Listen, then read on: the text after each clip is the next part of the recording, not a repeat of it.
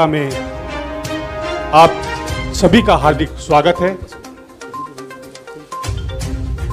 मैं स्वागत करता हूं हमारे बीच वडगाम के जुझारू एवं लोकप्रिय विधायक भाई जिग्नेश मेवानी जी का, साथ में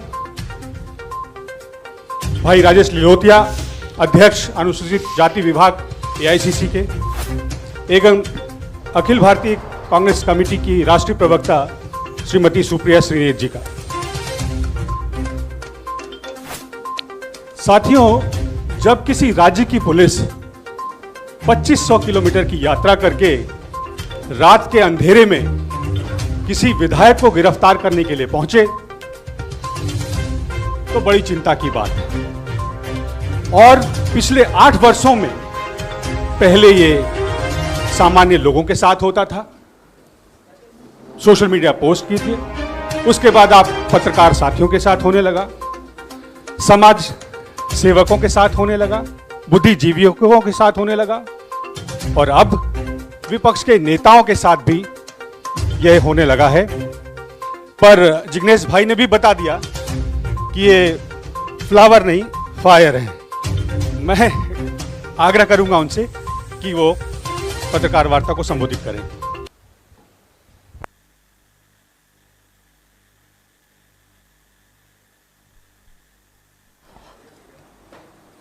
पीएमओ में बैठे गॉडसे के कुछ भक्तों के द्वारा मुझ पर जो FIR हुए उसके ऊपर मैं आज ये प्रेस कॉन्फ्रेंस कर रहा हूं। साथियों,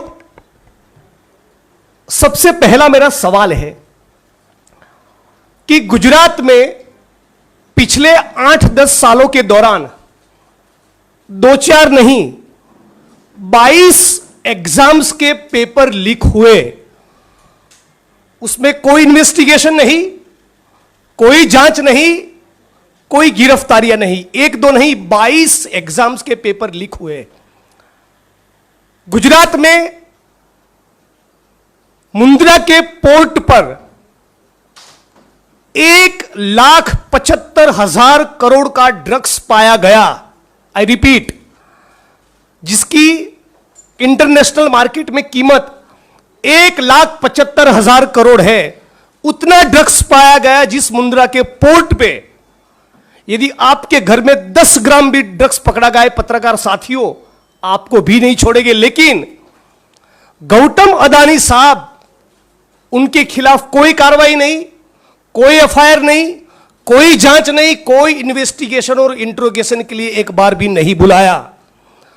गुजरात भाजपा की एक दलित समाज की महिला कार्यकर्ता ने भाजपा के सिटिंग मंत्री के खिलाफ बलात्कार करने का, लगातार बलात्कार करने का इल्जाम लगाया। This is discussed in the assembly of Gujarat. Gujarat की विधानसभा में भी इस मुद्दे को उठाया गया। उस मामले में पर भी कोई इन्वेस्टिगेशन नहीं, कोई जांच नहीं, कोई FIR नहीं। इस देश में धर्म संसद के नाम पे एक स्पेसिफिक समुदाय के लोगों के जीनोसाइड का कॉल दिया जाता है, कोई इन्वेस्टिगेशन नहीं होता, कोई जांच नहीं होती। कुछ लोग पब्लिकली कहते हैं कि गोली मारो सालों को, फिर भी इस पे इन्वेस्टिगेशन नहीं होता, जांच नहीं होती, FIR नहीं होती। और मेरे केवल एक ट्वीट करने पर पीएमओ में बैठे गॉडसे के भक्तों ने इतने संगीन 2 FIR मुझ पर कर दिए। What does it show? ये क्या दिखाता है?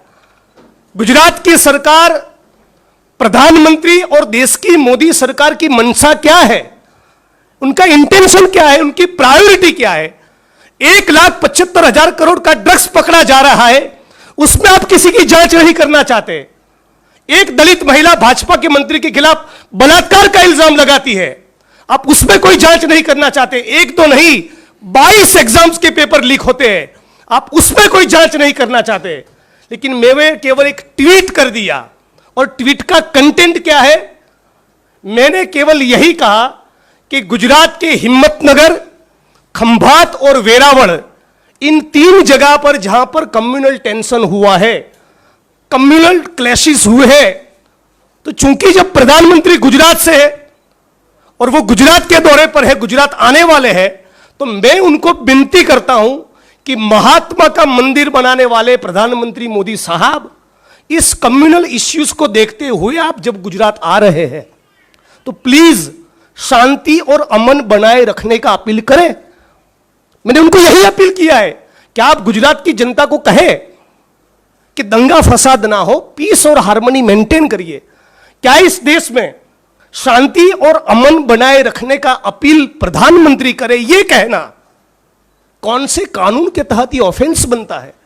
और यदि उनको तकलीफ मिर्ची इस बात से लगी कि मैंने यह कहा कि गोडसे के भक्त है, तो मैं इस प्रेस कॉन्फ्रेंस के माध्यम से उनको चैलेंज करता हूं कि भैया लाल किले की प्राचीर पे चढ़ के गोडसे मुर्दाबाद का नारा एक बार लगा दीजिए तो दूध का दूध और पानी का पानी हो जाए। आज जो भी सब्जेक्ट पे इस देश के न्यूज चैनल्स में डिबेट हो, वहां भाजपा के सारे पत्रकार कहे कि गोडसे मुर्दाबाद, तो वो सवाल ही नहीं रहेगा। लेकिन आप शांति और अमन का अपील नहीं करना चाहते और 19 तारीख को मेरे खिलाफ एफआईआर होता है, मैं सिटिंग एमएलए हूं, अचानक पुलिस रातों रात 2500 किलोमीटर की दूरी तय करके आसाम से गुजरात आती है। 19 तारीख को एफआईआर हुआ, मुझे समझ नहीं आ रहा है उन्होंने कितने बजे फ्लाइट बुक करवाया। कोकराझार पुलिस स्टेशन और गुवाहाटी 4 घंटे की दूरी है, 4.5 घंटे होते हैं। वहां से आप गुवाहाटी पहुंचते हो, गुवाहाटी से बेंगलोर का फ्लाइट, बेंगलोर से अहमदाबाद का फ्लाइट, अहमदाबाद से आप 140 किलोमीटर दूर वडगाम मेरा कॉन्स्टिट्यूंसी, वहां मुझे गिरफ्तार करने आए। मतलब कि कहीं ना कहीं एफआईआर करने से पहले आपके फ्लाइट की टिकट्स बुक हो चुके थे। इट वॉज अ प्री ले गए, तब मुझे बता नहीं रहे, उनको मालूम है कि मैं लॉयर हूं, लॉ मेकर हूं, मुझे बोल नहीं रहे कि कौन सा मुकदमा है। एफआईआर का कॉपी नहीं दे रहे, कौन सी सेक्शंस लगी वो नहीं बता रहे। मेरे परिवार से, मेरे माता पिता से बात करने की अनुमति नहीं, मेरे लॉयर से बात करने नहीं दिया। यहां तक कानून के धजिया उड़ाकर एक एमएलए का जो प्रोटोकॉल और प्रिविलेज होता है उसके तरफ पूरा ब्लैटेंट डिसरिगार्ड करते हुए गुजरात की विधानसभा के स्पीकर को भी बताया नहीं, उनको भी बताया नहीं, उनको भी जान नहीं थी, उनको भी पता नहीं था कि हमारे एक सिटिंग एमएलए को आसाम पुलिस गिरफ्तारी करने के लिए आई है। वो जब आसाम पहुंचे, शायद उसके बाद मैं उनकी कस्टडी में गया, तब शायद गुजरात की विधानसभा के स्पीकर को बताया गया कि आपके एमएलए को हम लोगों ने गिरफ्तार किया है। तो मैं तो मानता हूं ये आसाम की पुलिस ने गुजरात की अस्मिता और गुजरात के गौरव को खंडित किया है और ये गुजरात की सरकार के लिए शर्मिंदगी की बात होनी चाहिए। इसमें उनकी इतनी थू हुई, बावजूद उसके उनको शर्मिंदगी महसूस न हुई। एक महिला को आगे किया और दूसरा एफआईआर मुझ पे करवाया। मैं मानता हूं इससे बड़ी बुजदिली और कायरता कुछ नहीं हो सकती। मैं ये कहना चाहूंगा कि यह है 56 इंच की कायरता, यह है 56 इंच की बुजदिली। आप एक महिला को आगे करके 2500 किलोमीटर दूर बैठे किसी सिटिंग एमएलए के खिलाफ इतना फर्जी मुकदमा करते हैं। और यह केवल मेरा एलिगेशन नहीं, मेरे पास आसाम की जुडिशरी का बेल ऑर्डर है। क्या कहती है आसाम की judiciary? Instant FIR in the second information and seems to be manufactured. ये एफआईआर मैन्युफैक्चर्ड है, यह आसाम का जुडिशरी कह रहा है। उनका कमेंट है, this FIR is not maintainable. मेरे खिलाफ कोई मुकदमा बनता ही नहीं। आसाम की जुडिशरी कह रही है, commission of the offence under the section 353 IPC prima facie is not establish. Prima facie मेरे खिलाफ कोई केस बनता ही नहीं। No sane person will ever try to outrage the modesty of a lady police officer in presence of 2 male police officers. ये आसाम की judiciary कह रही है। The contrary to the FIR, the victim woman has deposed a different story before the learned magistrate. जज महोदय के सामने उन्होंने कुछ कहा और एफआईआर की जो सूचना है, एफआईआर में जो इंफॉर्मेशन है, जो एलिगेशन है मेरे खिलाफ, दोनों के बीच में बहुत अंतर है। कौन कह रहा है? ये बेल का ऑर्डर कह रहा है। इसी ऑर्डर में जज महोदय ने लिखा है, इन view of the above testimony of the victim woman the instant case is manufactured for the purpose of keeping the accused Shri Jignesh Mewani in detention for a longer period, abusing the process of court and abusing the process of law. Instant FIR is not maintainable in the court of law. Honorable Guwahati Court may perhaps consider directing the Assam police to reform itself. ये court का order कह रहा है कि हम गुवाहाटी की high court को appeal करेंगे कि आसाम पुलिस अपने चरित्र को सुधारे। ये आसाम पुलिस क्या कह रही है, क्या कर रही है, किसके इशारों पर कर रही है, किसके कहने पर कर रही है? जुडिशरी ने यहां तक कहा कि आपकी कस्टडी में कोई अक्यूज्ड है और आपको सब कुछ दूध का दूध और पानी का पानी करना है तो आप अपने बदन पे सीसीटीवी कैमरा लगाइए। इस प्रकार का कमेंट आसाम की जुडिशरी को करना पड़ा।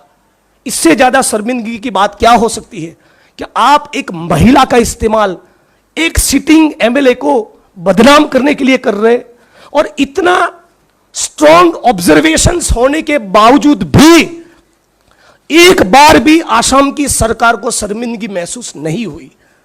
तो सवाल यह है कि आसाम की सरकार को अचानक क्या मन हुआ कि 2500 किलोमीटर दूर बैठे गुजरात के उस विधायक जिग्नेश मेवानी के खिलाफ एफआईआर करे।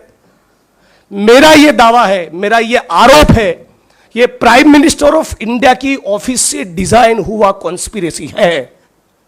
गुजरात में चुनाव है और वो चाहता है कि मुझे बदनाम किया जाए, मुझे डिस्ट्रॉय किया जाए, और यहां तक मानो मैं कोई टेररिस्ट हूं। मेरे घर पे छापे किए, मेरे कंप्यूटर को सीज किया, मेरे एमएलए क्वार्टर पे रेड की, लैपटॉप को सीज किया, मेरे कॉन्स्टिट्यूएंसी की ऑफिस पे गए, मेरे शेयर टीम के लोगों के मोबाइल जब्त कर लिए। टीम के लोग जब अपने घर पे नहीं मिले, उनके मां बाप के मोबाइल जब्त कर दिए। मैं साथियों कहना चाहता हूं, हम लोग पेगासस के एरा में जी रहे जहां पर भारत इस मोदी सरकार के खिलाफ एलिगेशन है कि इस सरकार ने पत्रकार, ह्यूमन राइट्स का काम करने वाले वकील और विपक्ष के नेताओं के मोबाइल और कंप्यूटर में स्पाईवेयर को घुसेड़ा है, इंस्टॉल किया है गैरकानूनी तरीके से। इस दौर में जब जी रहे तो मुझे यह एप्रीहेंशन, चिंता क्यों ना हो कि जो मेरा कंप्यूटर लिया, जो मेरा लैपटॉप सीज किया, जो मेरे मोबाइल के इंस्ट्रूमेंट लिए, मेरी टीम के लोगों के मोबाइल जब्त किए, उसमें देयर इज एवरी चांस कि by now they may have planted something. अब तक उन्होंने उसमें कुछ प्लांट किया हो सकता है। तो सवाल यह हो रहा है कि इतना सारा फर्जीवाड़ा करने में प्रधानमंत्री को क्या रुचि है? इतना सारा फैब्रिकेटेड केसेस करके 2500 किलोमीटर दूर एक जेल में डालकर इस देश के लोकतंत्र को, भाजपा को क्या हासिल होगा? करने के लिए बहुत कुछ है। इन सारे मामलों में सरकार कुछ नहीं कर रही है, और एक ट्वीट करने पर इतना हल्ला, इतना शोर, इतना गिरफ्तारी, आधी रात को 12 बजे मानो किसी टेररिस्ट को आप गिरफ्तार कर रहे हो। उस प्रकार का जो आपने माहौल बनाया है, मैं मानता हूं ये देश के लिए, हमारे लोकतंत्र के लिए बहुत खतरनाक है। पहले उन्होंने रोहित वेमुला को सुसाइड के लिए मजबूर किया, दलित समाज के पत्रकार साथियों को जेल में डाला, चंद्रशेखर की गिरफ्तारी करवाई, और अब ये लोग मुझे खत्म करना चाहते हैं। कोई युवा बोले, कोई पत्रकार बोले, कोई वकील बोले, और उसमें भी यदि कोई दलित समाज का युवा लीडर बोलता है तो मोदी साहब अपने कास्ट बायस के चलते उसको हजम नहीं कर पा रहे। ये मैं आज इस प्रेस कॉन्फ्रेंस के माध्यम से आपके बीच में कहना चाहता हूं। और मोदी साहब भी गुजरात से है, हम भी गुजरात से हैं, तो उनको चैलेंज भी देना चाहते हैं कि मैं अपने खिलाफ जो मुकदमे हुए मैं उसको जेल लूंगा, मैं वो सब सहन करूंगा। अपने खिलाफ जो केस हुए दोनों, उसको वापस लेने की बात नहीं कर रहा हूं। लेकिन जिस प्रकार से गुजरात में पाटीदार कम्युनिटी के ऊपर हुए आंदोलन के दौरान के सारे केस वापस लिए, उसी प्रकार मेरे विधानसभा क्षेत्र वडगाम में जो भी माइनॉरिटी समाज के साथियों के ऊपर मुकदमे दर्ज हुए और उना के आंदोलन के वक्त जो एफआईआर हुए, जो मुकदमे दर्ज हुए, वो सारे केस आप वापस लीजिए। नंबर 2, ये 22 पेपर लीक हुए, उसको स्पेशल इन्वेस्टिगेटिंग टीम के द्वारा उसकी जांच करवाइए। नंबर 3, ये मुंद्रा के पोर्ट पर ये 1,75,000 करोड़ का जो ड्रग्स पाया गया उसमें गौतम अडानी का इंट्रोगेशन करवाइए, और यदि इस सारे मामलों में आप 1 महीने के दौरान कोई कार्रवाई नहीं करेंगे तो मैं चैलेंज के साथ कह रहा हूं 1 जून पे इंडियन नेशनल कांग्रेस का गुजरात चैप्टर और हम सारे गुजरात के लड़ने वाले लोग सड़क पर उतरेंगे और गुजरात बंद का इस मंच पर से मैं कॉल दे रहा हूं। मोदी जी, आप भी गुजरात से हैं, मैं भी गुजरात से हूं, आप भी समझ लीजिए, जैसा कि मेरे साथी ने कहा, फ्लावर नहीं फायर है, झुकेगा नहीं। It's my challenge to you prime minister of India. Thank you so much. धन्यवाद जिग्नेश भाई। राजेश भाई, आप कुछ ऐड करना चाहेंगे?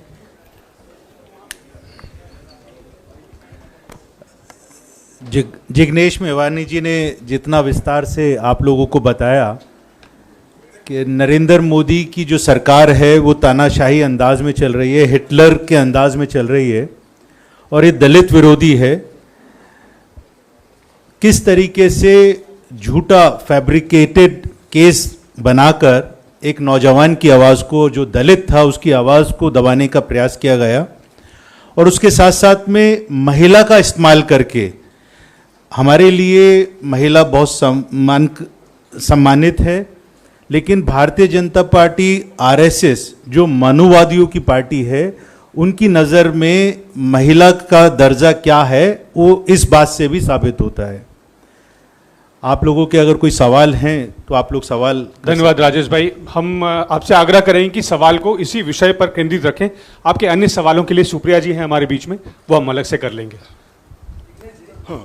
का मुख्यमंत्री ने कहा है कि जो आपका जो गिरफ्तारी हुई है उसका बारे में उसको कोई जानकारी नहीं, इस बारे में क्या? ये नामुमकिन है, पूरे देश को पता है, आपको पता है, और असम के मुख्यमंत्री को पता नहीं है।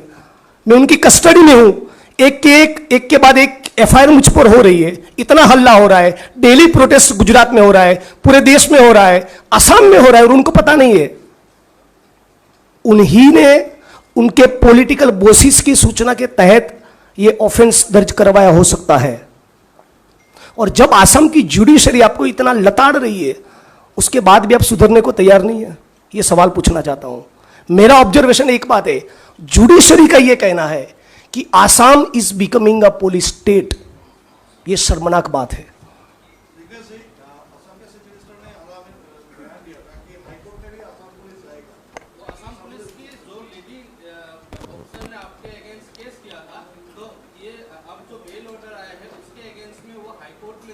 तो वो बेल ऑर्डर को चैलेंज करना चाहते हैं, लेकिन अपने आप को पूछे कि जुडिशरी को क्यों कहना पड़ा कि ये फर्जी एफआईआर है, not maintainable in law, filed with mala fide intentions. Judiciary का यह कहना है कि अक्यूज जिग्नेश मेवानी को जानबूझकर गैर कानूनी तौर पे लॉन्गर पीरियड के लिए, लंबे वक्त के लिए जेल में डाले रखने के लिए ही मुकदमा दर्ज हुआ है।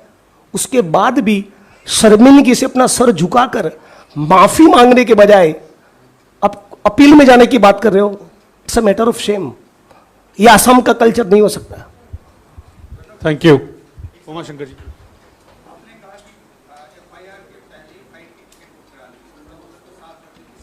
हाँ, ये 19 तारीख को मेरे खिलाफ एफआईआर हुआ। कोकराझार से गुवाहाटी का एयरपोर्ट 4 घंटे की दूरी पर है। गुवाहाटी से अहमदाबाद की डायरेक्ट फ्लाइट मिले तब भी आप अहमदाबाद लैंड करोगे, वहां से 140 किलोमीटर की दूरी पर मेरा विधानसभा का क्षेत्र हो रहा है। तो जिस मोमेंट पर एफआईआर हुआ, नेक्स्ट मोमेंट पर आपने गाड़ी निकाली और गुजरात के लिए निकल गए। Is it possible? और महिला वाला जो एफआईआर है, 5 पुलिस की गाड़ियों का काफला, मेरे बगल में ही उस पुलिसकर्मी को क्यों बिठाया? She could have been any of the vehicle. Court का भी यह कहना है, मतलब कि यह प्री प्लान कॉन्स्पिरेसी है।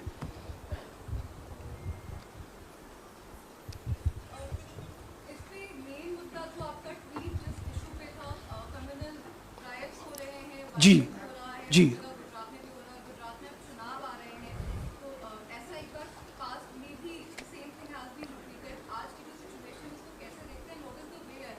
वही मैं कहना चाह रहा हूं कि यदि मेरे विधानसभा क्षेत्र में कोई कम्युनल क्लैश हो जाए, दंगा हो जाए, तो बतौर भारतीय नागरिक, बतौर एक इलेक्टेड रिप्रेजेंटेटिव मेरा क्या रिस्पॉन्सिबिलिटी होना चाहिए? यही कि शांति और अमन बनाए रखने का मैं अपील करूं। तो जब गुजरात में 3 जगह पर दंगे हुए, इस प्रकार का कम्युनल टेंशन खड़ा हुआ और प्रधानमंत्री आ रहे हैं, तो उनका क्या रिस्पॉन्सिबिलिटी बनता है? शांति और अमन का अपील करना। इतना करने को तैयार नहीं है। और फिर महात्मा का मंदिर का निर्माण करते हो, गांधी जी का चश्मा उठाकर उसको स्वच्छता के कैंपेन के साथ जोड़ते हो, अहमदाबाद के साबरमती आश्रम को रिनोवेट करवाते हो, दिल्ली में गोडसे और मुंह पर गांधी का नाम, ये ठीक नहीं है। Thank you. पूरा जो मामला हुआ है, आपने कहा है कि गुजरात में सड़क पे उतरेंगे आप लोग, क्या अदालत का भी रुख करेंगे? जिस तरह एक ट्वीट को लेके अरेस्ट किया गया एक एमएलए को। Congress party has been solidly with me, PCC president of Gujarat, PCC president of Assam, everybody has provided me legal assistance। तो आगे भी कोई भी कानूनी मदद की जरूरत रहेगी तो पार्टी सॉलिडली विथ मी, उसका सवाल नहीं। सवाल यह है कि इसके बावजूद, इतने स्ट्रॉन्ग ऑब्जर्वेशन के बावजूद भी मुझे कोर्ट में जाना पड़े। एक्चुअली मैं आपको बोलूं, मुझे इस महिला के ऊपर तरस आ रहा है जिसने मेरे खिलाफ कंप्लेन किया, क्योंकि मैं इमेजिन कर सकता हूं कि उसके ऊपर कितना दबाव बनाया होगा। अदरवाइज कोर्ट का जो ऑब्जर्वेशन है उसी के आधार पर I can file a case of criminal defamation red with criminal conspiracy 120B। Generosity दिखाकर मैं ये नहीं करूंगा, ये हमारा कल्चर नहीं है। हमारा गवर्नमेंट है महाराष्ट्र में, छत्तीसगढ़ में, राजस्थान में, किसी भी पुलिस स्टेशन में जाके मैं FIR करवा सकता हूं on the basis of this court order that FIR is not maintainable. हम ये नहीं करेंगे, क्योंकि उसके ऊपर कितना दबाव हो सकता है वो मैं समझ सकता हूं। आपको यह समझना है कि गुजरात के जो लोग आज व्यापारी है, जो रियल एस्टेट में है, जो पत्रकार है, जो सरकार को सवाल पूछते, उनके साथ इन 25-27 सालों में क्या हुआ होगा। धवल पटेल नाम के एक पत्रकार को राष्ट्रद्रोह के आरोप में अंदर डाल दिया। 2 लीडिंग इंग्लिश डेली के एडिटर्स के खिलाफ राष्ट्रद्रोह का केस सरकार ने किया है। यही उनका चरित्र है। सुप्रिया।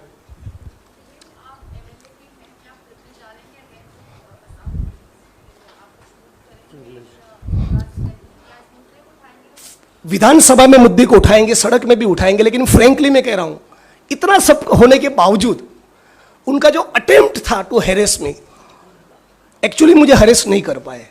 वो अपने माइंडसेट का भी मामला होता है। तो मेरे मन में कोई वेंडेटा नहीं है, कोई विंडिक्टिवनेस नहीं है। मैं यही चाहता हूं कि सरकार को शर्मिंदगी महसूस हो और बाकी के जो मेरे सारे मुद्दे उठाए उस मुद्दों पे कार्रवाई करो ना। गुजरात का जो यूथ है उसको आप नशे की लत लगाना चाहते हो, उसकी रगों में खून के बजाय ड्रग्स भरना चाहते हो, इससे ज्यादा खतरनाक तो क्या हो सकता है। ये 25-50 ग्राम का मामला नहीं, 25,000 टन हेरोइन ड्रग्स, और अदानी साहब के पोर्ट पे लगातार आ ही रहा है। 21,000 करोड़ का, 600 करोड़ का, 9,000 करोड़ का, 50 करोड़ का, 55,000, टोटल अब तक 1,75,000 करोड़ हो गया। आप उसको एक बार पूछ नहीं रहे। यदि आपके और हमारे घर से थोड़ा भी ड्रग्स पकड़ा जाए, छोड़ेंगे आप सारे पत्रकार है बावजूद उसके? आपके ऊपर तुरंत गिरफ्तारी होगी। कम से कम आपको इंट्रोगेट किया जा रहा है। इस गौतम अदानी साहब की कोई पूछताछ ही नहीं हो रही। कौन है वो? Is he beyond law? Is he beyond Indian constitution? क्योंकि पीएमओ के साथ उनके गहरे ताल्लुकात है, क्योंकि मोदी साहब से बहुत गहरी दोस्ती है। ये भाजपा, पीएमओ और गौतम अदानी तीनों की मिली भगत के बिना इतना ड्रग्स गुजरात में आना, देश में आना नामुमकिन है। और ये मैं बाहर प्रेस कॉन्फ्रेंस में निकलने के बाद ट्वीट करने वाला हूं, और मैं 24 घंटा दिल्ली में हूं। FIR करना हो तो कर लीजिए।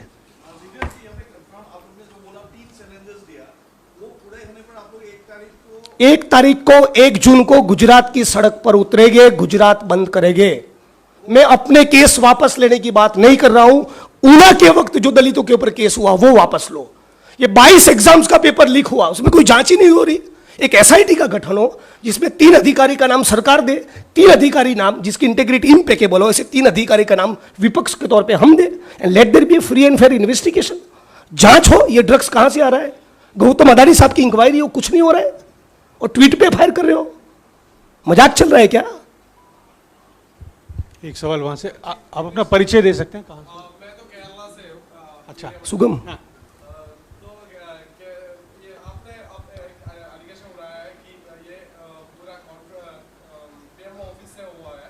क्या बीजेपी रूल करने वाला गुजरात से इसको कोई हेल्प मिला है, या बीजेपी का बिल्कुल बिल्कुल पीएमओ, आसाम पुलिस, आसाम की गवर्नमेंट, गुजरात पुलिस, गुजरात सरकार, उसका पूरा ये एक कलेक्टिव एफर्ट है, ये कलेक्टिव कॉन्स्पिरेसी है।